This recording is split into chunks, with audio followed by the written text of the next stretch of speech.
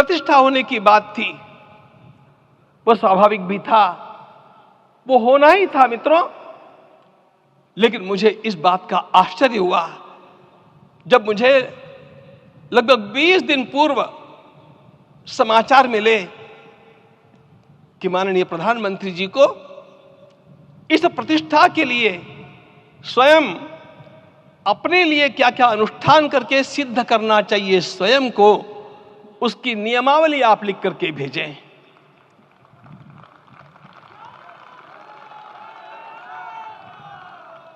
जिस प्रकार का हमारे देश का राजनीतिक माहौल है, कोई भी आकर के किसी भी समय कुछ भी कर्म करके चला जाता है, वो उद्घाटन हो चाहे पौधारोपण हो चाहे कुछ भी हो, लेकिन उसके लिए मैं अपने को सिद्ध करूं, इस प्रकार की भावना कहां होती है?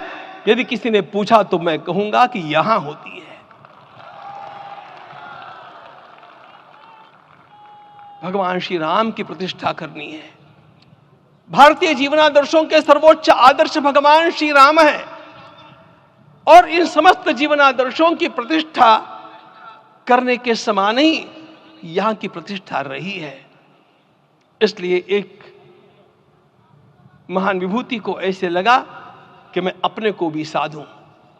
मैं कर्मणा मनसा वाचा, कर्म से, मन से और वाणी से अपने को उसके लिए शुद्ध बनाऊं, सिद्ध बनाऊं, और उसका मार्ग तप ही है। भगवत गीता ने कहा, यज्ञ दान तप कर्म न त्याज्यम कार्यमेव तत्।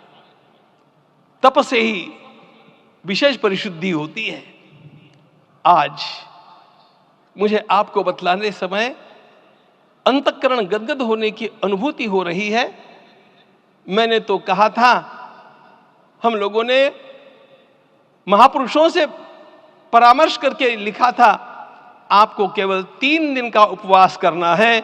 आपने 11 दिन का संपूर्ण उपोषण किया। हमने 11 दिन एक भुक्त रहने के लिए कहा था, उन्होंने अन्न का ही त्याग कर दिया। महाभारत में कहा गया है, अनशन यह सबसे बड़ा तप है, अनशन।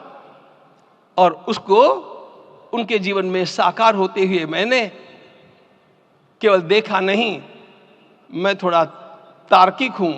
आपकी परम पूजनीय माता जी से मिलकर के मैंने उसको रिकन्फर्म भी किया था कि आपका ये अभ्यास 40 वर्षों का है। ऐसा तपस्वी कोई राष्ट्रीय नेता प्राप्त होना यह सामान्य बात नहीं है। वे इन दिनों में हमने कहा था कि आपको विदेश प्रवास नहीं करना चाहिए, क्योंकि सांसर्गिक दोष भी आते हैं। विदेश प्रवास टाल दिया सांसर्गिक देशों के इस दोषों के संभावना के कारण, लेकिन दिव्य देशों का प्रवास ऐसा किया।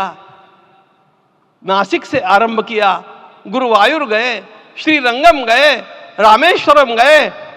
इन सारे स्थानों पर जाकर के वहां के परमाणुओं को लेकर के और पूरी भारत माता के हर कोनों में जाकर के मानो वे निमंत्रण दे रहे थे कि आइए दिव्य आत्माओं, अयोध्या पधारिए और हमारे राष्ट्र को महान बनाने के लिए आशीर्वाद दीजिए।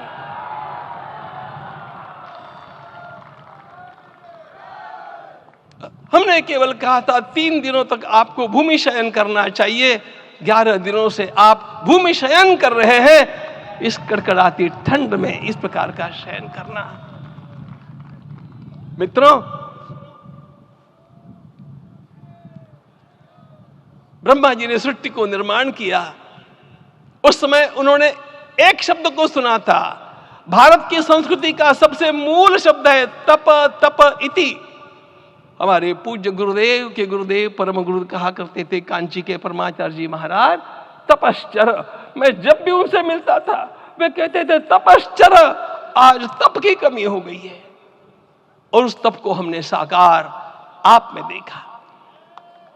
मुझे इस परंपरा को देखते हुए केवल एक राजा याद आता है जिसमें यह सब कुछ था, और उस राजा का नाम छत्रपति शिवाजी महाराज। छत्रपति शिवाजी महाराज। मित्रों, लोगों को पता नहीं है शायद, वे स्वयं जब मल्लिकार्जुन के दर्शन के लिए श्रीशैलम के ऊपर गए 3 दिन का उपवास किया, 3 दिन शिव मंदिर में रहे और महाराज ने कहा कि मुझे राज्य नहीं करना है, मुझे संन्यास लेना है, मैं शिव जी की आराधना के लिए जन्मा हूं, मुझे संन्यास लेना है, मुझे वापस मत ले जाइए। इतिहास का वो बड़ा विलक्षण प्रसंग है। उस प्रसंग में उनके सारे ज्येष्ठ मंत्रियों ने उनको समझाया और लौटा करके लाया कि यह भी आपका कार्य भगवत सेवा ही है।